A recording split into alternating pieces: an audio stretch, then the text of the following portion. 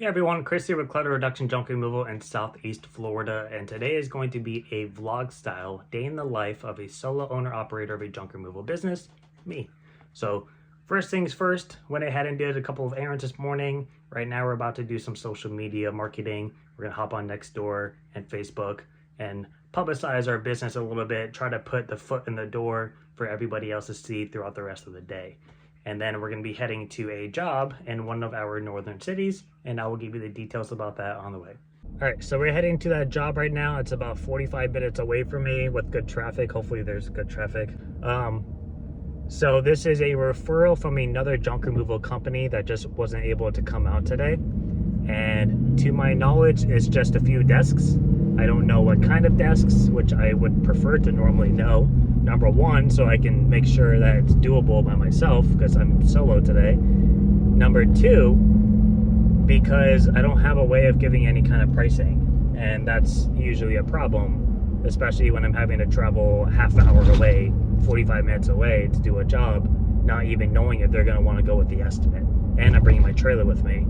So collectively to do that and come back is a lot of fuel and probably an hour and 45 minutes worth of drive time. So I normally don't do something like this, but because it's a referral from another company and it's one of their repeat clients and it's just, they weren't just able to get to it, you know, I'm trying to do it out of respect because they gave me the referral. But, you know, I'm hoping all goes well.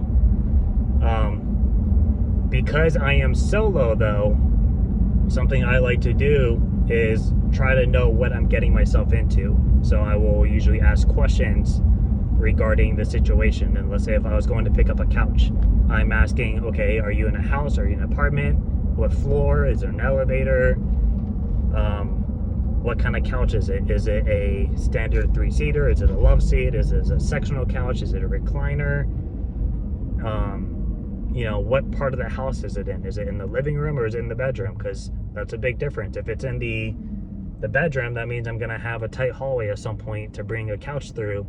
And depending on the size of couch, it was probably hard to get in and it's probably gonna be hard to get back out. So that's a good question to ask because then I know, okay, while I'm there, it's probably gonna take me a few extra minutes than normal, whether I have somebody with me or not. So I may wanna tack on a few extra dollars because I know it's gonna take me more than my allotted time to get it out for a single piece.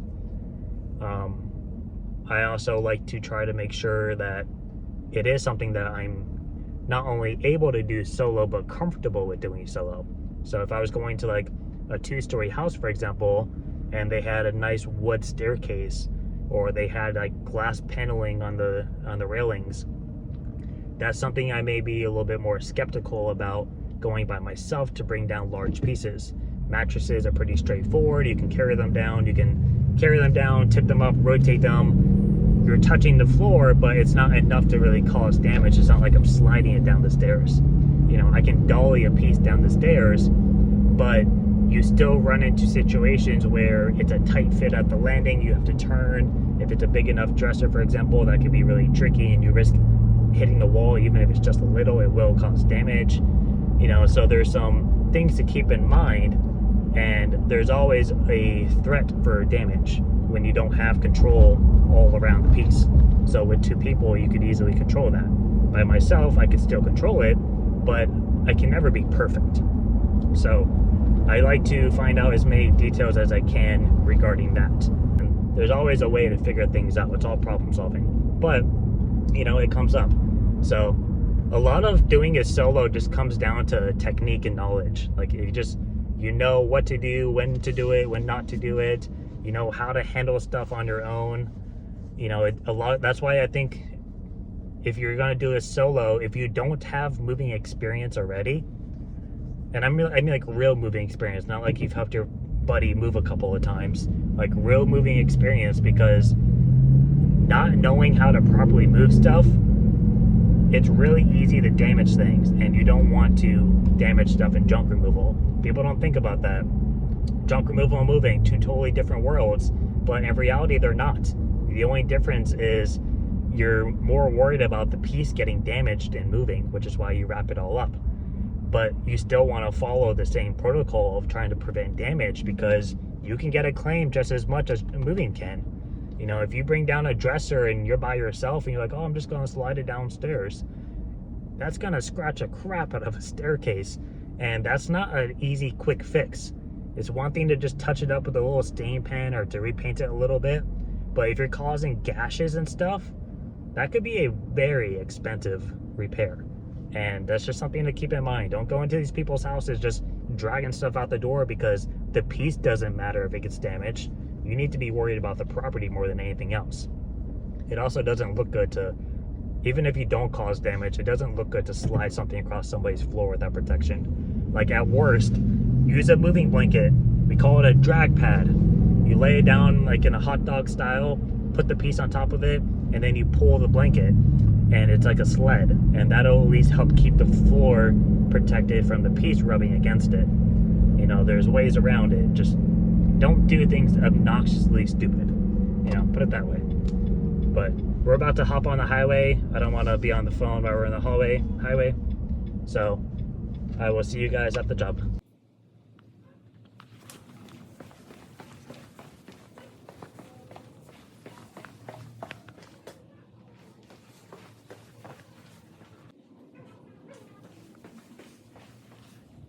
So we saw the desks. I'm thinking it's probably gonna be pretty close to half a truck, and I tacked in a little extra for disassembly. But because the person who's doing payment isn't here, I called the assistant. I'm trying to get approval of the price before I start. That's something I learned a long time ago, is to not do a job without approval, because they know I'm here, but there was no set upon agreement.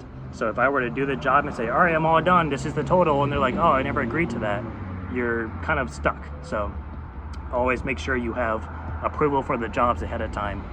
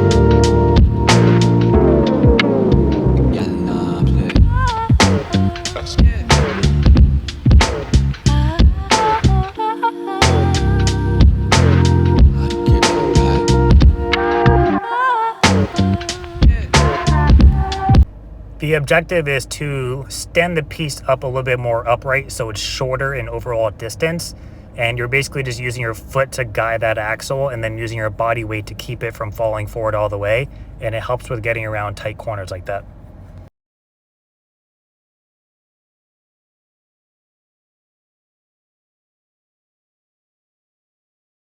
So that job is done. We dropped off the trailer. We're back home because the next part of our day is going to be a personal errand, which is what one of the great things about being self-employed is I can meet the criteria of my personal and work schedule as needed. Not wanted, needed, because if I'm not out doing the jobs, no one's making money. So it's a need, not a want.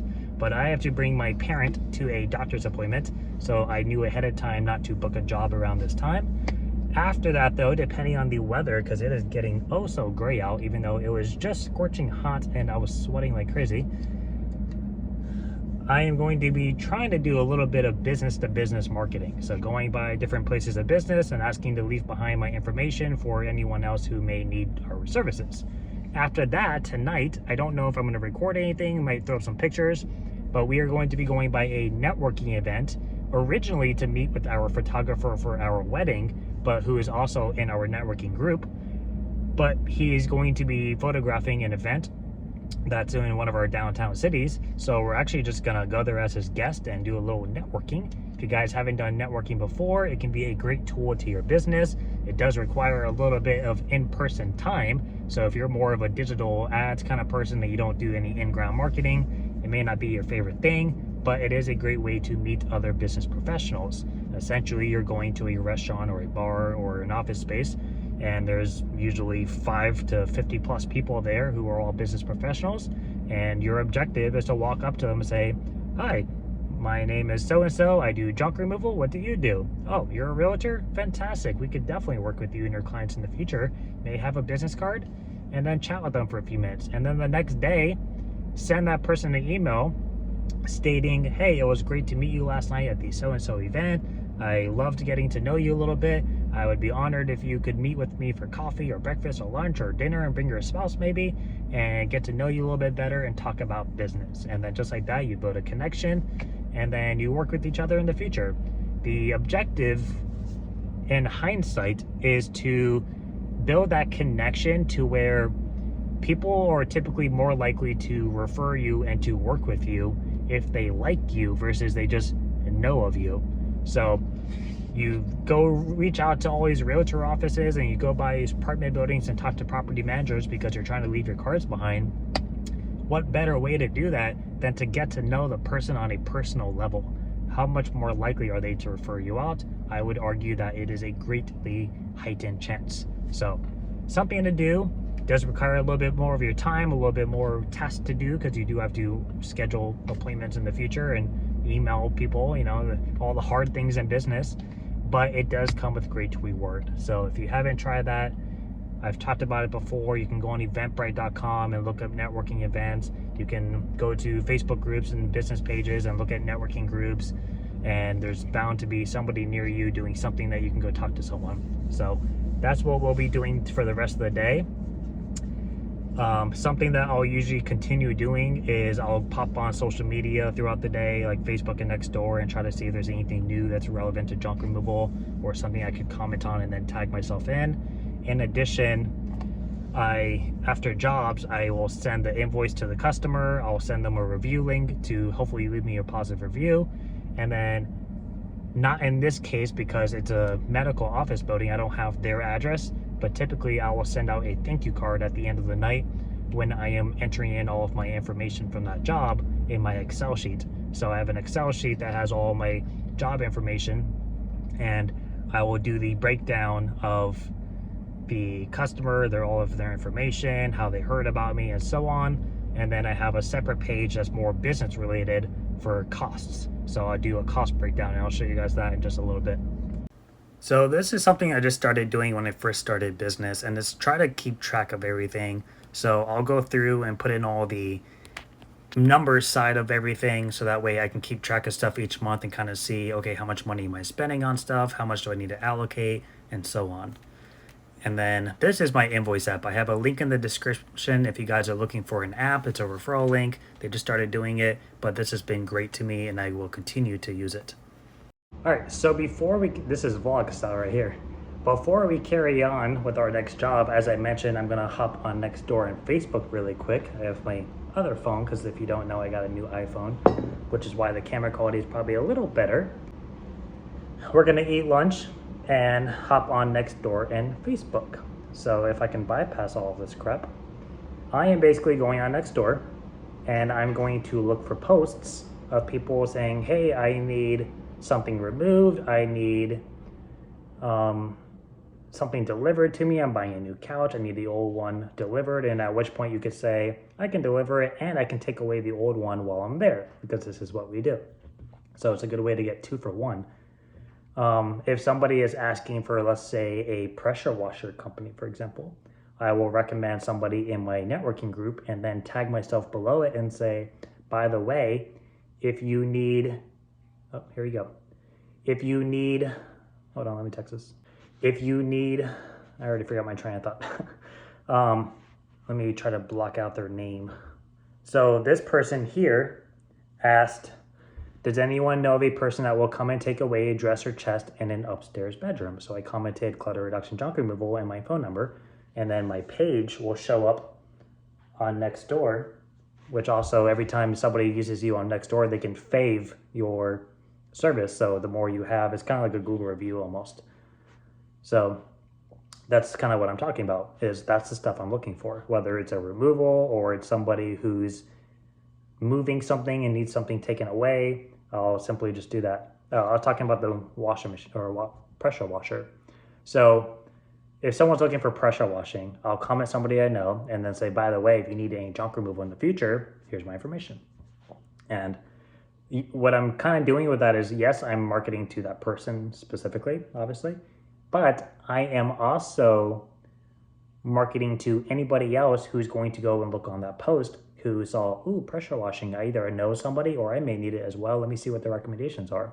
And then they see my name and my comment. Better yet, if people who are on Nextdoor who recognize me, like and love my comment, it makes it look that much more attractive to the person who doesn't know who I am. So that is essentially what I do. I'm going to eat my Dijon. I always say it. I don't pronounce the D. I just call it John, but it's Dijon. It's a Haitian rice. Tanya's mom made it for me. It's delicious. So we're going to do that. Go on Facebook and finish up Nextdoor. And then I will see you guys at the next activity.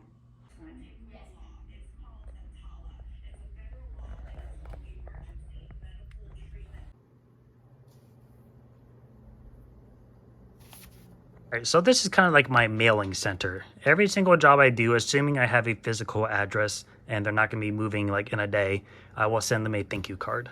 And I get those thank you cards off of Vistaprint. Super simple, just saying thank you for your business, if you can leave us a review, so on. It's kind of like the second way I send a review, because I also text a link, and my Invoice app has a review link as well. Really trying to get these damn reviews. So I send that out, assuming I have the address. I will include 3 business cards, because in that prompt says that word of mouth and referrals are our best source of business. I'm trying to entice them to send out my cards for anyone that they know.